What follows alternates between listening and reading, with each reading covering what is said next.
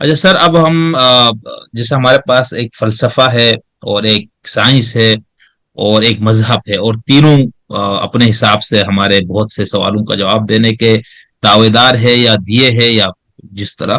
تو آپ بحیثیت فلسفے کے استاد اور ان تمام فکری اور دانش کی تاریخ پوری آپ کے سامنے ہے، اور متون کو پڑھ کے آپ نے فلسفہ پڑھتے اور پڑھاتے، اور یہ سب سے بہت بڑی خوبی ہے. تو آپ کے نزدیک سائنس کیا ہے، فلسفہ کیا ہے، اور ریلیجن، مذہب، دھرم، جو بھی ہم نام دیں وہ کیا ہے، اور ان تینوں کے میتھڈس کیا ہے حقیقت تک پہنچنے کے لیے یا کسی سوال کا جواب دینے کے لیے؟ دیکھیں، مذہب کا تو سب کو پتا ہے کہ اس کے لیے وہ چند باتیں ہیں جو شروع سے ہی ہم لوگوں کو بتا دی جاتی ہیں. اس کا تو کوئی میتھڈ نہیں ہے. وہ تو چند باتیں ہیں جو سمجھا دی جاتی، بچوں کو بتا دی جاتی ہے کہ بھائی یہ چیزیں ہیں، یہ عقیدہ ہے، اور اس کو تم نے اپنے ذہن میں بٹھا لیں. اس کے بعد پھر کچھ لوگ ہیں جو کہ ان عقائد کے حوالے سے تشکیق کا اظہار کرتے ہیں، اور پھر عقلی معیارات پر اس کو پرکھنے کی کوشش کرتے ہیں. اور کچھ جو ہے وہ خوف زدہ ہو جاتے ہیں. زیادہ تر 99.9% کو ضرورت نہیں ہے عقیدے کو پرکھنے کی، کیونکہ وہ تو جہاں پیدا ہوتے ہیں وہیں مر جاتے ہیں، اور بغیر جانے سمجھے. ایک عام آدمی جو ہے اس کو کیا پتا ہے، اس کو ان چیزوں سے تو کچھ غرض نہیں ہے. وہ جہاں پیدا ہوا مر گیا، اس کو نماز پڑھنے بھی نہیں آتی. ہمارے گاؤں میں اس طرح کے بہت سے لوگ تھے، وہ مانتے تھے لیکن ان کو کچھ بھی نہیں پتا تھا. تو 99.9% لوگ تو کچھ بھی نہیں پتا. اور یہ صحیح. کوئی معمولی بات نہیں ہے. اس کے برعکس جو ریشنلسٹ ہیں، آپ ان کے ساتھ گفتگو کریں، ممکن ہے ان کی گفتگو میں کچھ کنٹراڈکشن ہوں، کچھ لاجیکل ایررز ہوں، لیکن وہ ان کی گفتگو ریشنل ہوگی. ظاہر ہے اسی وجہ سے وہ ریشنلسٹ کہلاتے ہیں. تو وہ چیزوں کو بامانی بنانے کی کوشش کرتے ہیں، اور ان کو اگر ایک قضیہ بیان کیا تو اس کے ساتھ دوسرا قضیہ وہ جوڑیں گے، تیسرا اس کے ساتھ جوڑیں گے. تو وہ اس کو ایک مطلب قابل فہم بناتے ہیں کہ یہ چیزیں اس طرح کی ہیں. صحیح. سائنس جو ہے وہ اصل میں سائنٹیفک میتھڈ بنیادی طور پہ تو یہ بھی فلسفی کے اندر سے نکلا ہے. بے شک اگر ارسٹوٹلین فلسفی پہ چلے جائیں، بے شک یونانی جو فلسفہ تھا اس میں بھی ارسٹوٹل کیا کیا کرتا تھا، وہ جانور جو تھے ان کو بھی لیتا تھا، پرندوں کو پکڑ لیتا تھا، ان کو اوپر تجربے بھی کیا کرتا تھا. تو یہ میتھڈ تھا بنیادی طور پہ. پھر صحیح. اچھا. لیکن اس میتھڈ کا زیادہ اثر نہیں ہوا، اور لوگوں نے اس کا جو لاجک تھا اس کو زیادہ قبول کیا. 2000 سال تک ظاہر ہے وہ لاجک چلتا رہا. تو یہ جو سائنٹیفک میتھڈ ہے بنیادی طور پہ یہ تو تجربیت کے آتا ہے جی. کھاتے میں. اور پھر جب جو ماڈرن فلسفی جب شروع ہوتی ہے تو برطانیہ میں یہ تجربیت کی موومنٹ شروع ہوئی، جب فرانسس بیکن ہے یا دوسرا جان لاک ہے، جنہوں نے تجربیت کی بنیادیں استوار کی، اور اس کے لیے ظاہر ہے سائنس کو ترقی ملی، اور سائنس کا اپنا ایک الگ ایک ڈومین بن گیا.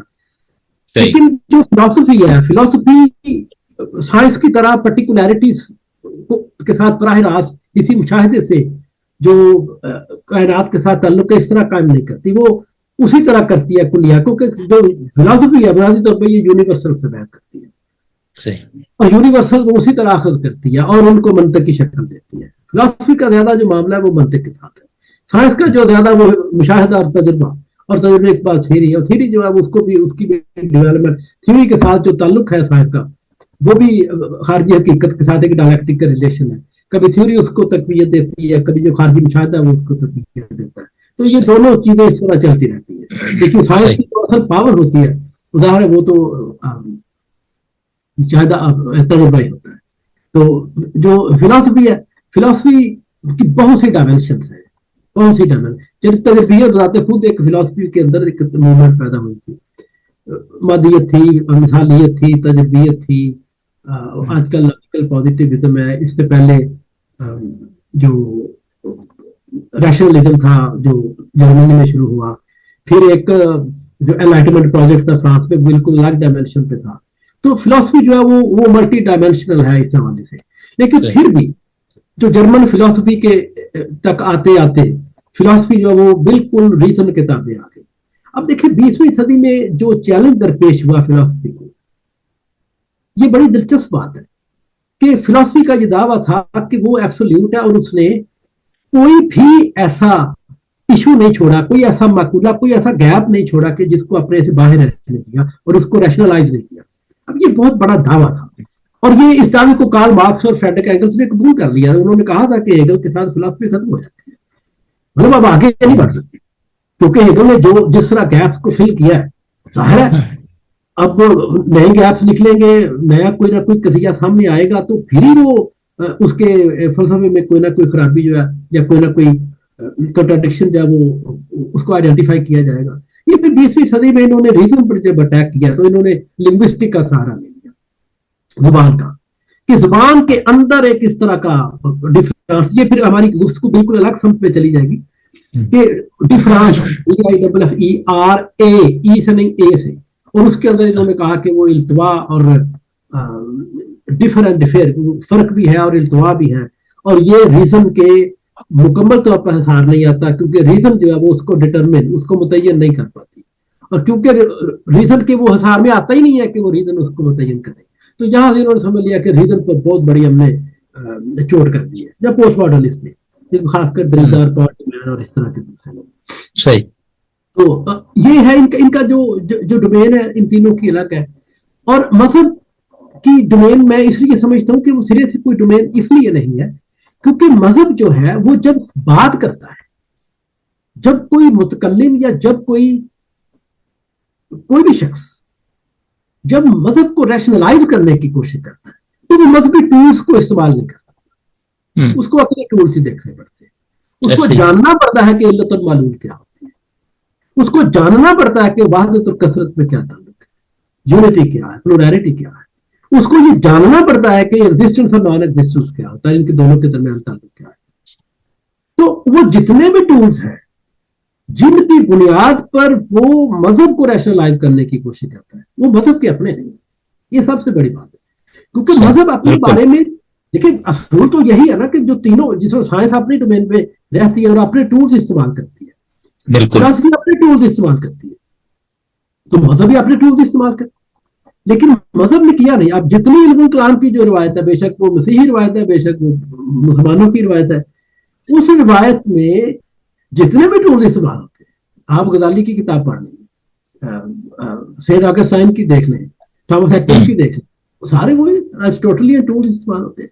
तो मुझे बहुत हैरत हुई एक जगह पे, मैंने किताब जब गजाली की पढ़ी या किस्तास मुस्तकीम, तो उसमें वो जब मीज़ान की जिक्र करता है कि जो मीज़ान है वो 3 किस्म की है जो कि कुरान में जिक्र है, और वो जो मीज़ान वहां से दरियाफ्त करता है वो अरिस्टोटेलियन लॉजिक और सिलोजिज्म है, तमाम इंसान फानी है, सुकरात एक इंसान है, सुकरात फानी। और यहाँ से वो जब हजरत इब्राहिम की नमरूद के साथ जो गुफ्तगू हुई थी, तो उस गुफ्तगू में वो हजरत इब्राहिम ने उसको कहा कि मेरा खुदा वो है जो सूरज को जिंदा करता है। फिर जिंदा वाली बात तो उसने भी कह दिया ना, उसने भी, वो मैं भी करता हूँ। उन्होंने कहा कि मेरा खुदा वो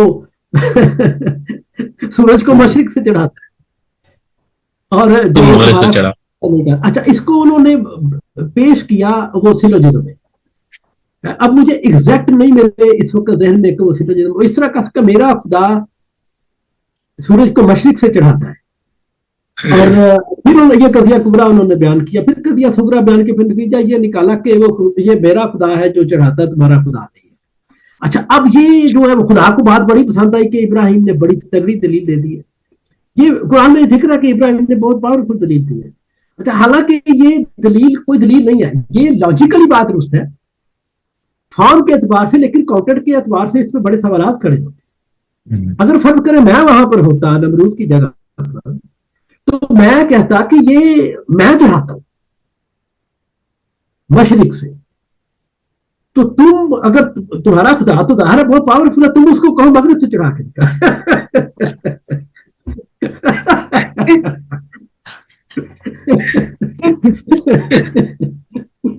तो ये, लेकिन क्योंकि वो इस तरह की बातें हुई और लोगों ने खामोशी भी लोग इख्तियार कर लेते हैं, लेकिन ये फॉर्म के एतबार से वो सिलोजिज्म दुरुस्त है। मतलब एक गधा है उसके सर पर सींग है, फलां जो टॉम है वो गधा है, टॉम के सर पर सींग, ये फॉर्म के एतबार से ठीक है, लेकिन कॉन्टेंट के एतबार से ठीक नहीं। ठीक तो है, जो सही। मिसाल गजाली ने पेश की थी वो फॉर्म के एतबार से ठीक है, लेकिन कंटेंट के एतबार से सवालात खड़े होते हैं। और इस तरह मेरा ख्याल है कि टूल्स के हवाले से बात हो रही थी कि टूल्स जो है वो इनके पास नहीं। बिल्कुल। और ये बहुत बड़ी कमजोरी है कि आज भी जब मजहबी अहकामात को, मजहबी जो आयात है उनको रैशनलाइज करने की कोशिश की जाती है, तो ज्यादा से ज्यादा उनका ये होता है कि हम अकली टूल्स को इस्तेमाल करें। जी, ऐसे और ही। टूल्स को, अच्छा अकली टूल्स की इंतहा तो फिलोसफी है, ज़ाहिर है उसके अलावा तो टूल्स मौजूद नहीं है।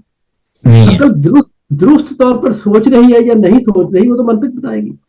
जिसको ऐसे ही। मंतिक नहीं आती वो ज़ाहिर है वो तो फिर अपने आप से कॉन्ट्रडिक्शन पैदा करेगा। इसलिए जो मंतिक है उसको लाजमी करार दे दिया गया और इसका सहारा सारे मुतकल्लिमीन ने लिया अपने अपने ऐसे हिसाब ही। से। वो पीछे, बिल्कुल ऐसे ही। क्योंकि उस वक्त दिलचस्प बात यह है कि उस वक्त जो अरिस्टोटल का लॉजिक था वो बड़ा काम कर रहा था। उसके जो लॉजिक का 5 किताबें हैं उसमें डी ऑर्गेनल में, उसमें कुछ उसने कवानीन बनाए हैं। वो कवानीन बुनियाकार लाए जाते हैं जब ये लोग अपने अकायद को रैशनलाइज करने की कोशिश करते हैं। बाद जब हेगल की डायलेक्टिक्स आती है तो जो अरस्तु के कवानीन थे वो बुनियादी कानून ही उड़ गया। ए इज इक्वल टू ए, यानी ए जो है वो एक वक्त में ए ही हो सकता है, वो बी नहीं हो सकता। ए सिर्फ ए हो सकता है, या अगर हम एक चीज का इस्बात करते हैं तो उसके उलट चीज का इस्बात नहीं कर सकते, हम ए का इस्बात करते हैं। ए ये लॉ ऑफ आइडेंटिटी उसका पहला, फिर कॉन्ट्रडिक्शन, फिर एक्सक्लूडेड मिडल, 3 जो उसके कानून है। तो उसमें जो पहला कानून था वही उड़ गया कि आप कहते हैं कि जो इज्तिमाई नक़ीदैन, मैंने इस पे एक मजमून लिखा है इज्तिमाई नक़ीदैन पे, मैंने आपको कंप्लीट किया था, तो वो आप पढ़ेंगे आने वाले दिनों में। तो ये इज्तिमाई नक़ीदैन मुमकिन है और ये कैसे होता है ये मैंने बताया उसमें हेगेलियन डायलेक्टिक्स की रूप से। अब अगर ये कानून उड़ जाए तो पूरे का पूरा जो इल्मुल कलाम है वो खत्म हो जाता है, क्योंकि उस पूरे इल्मुल कलाम की बुनियाद इस एक कानून पर है।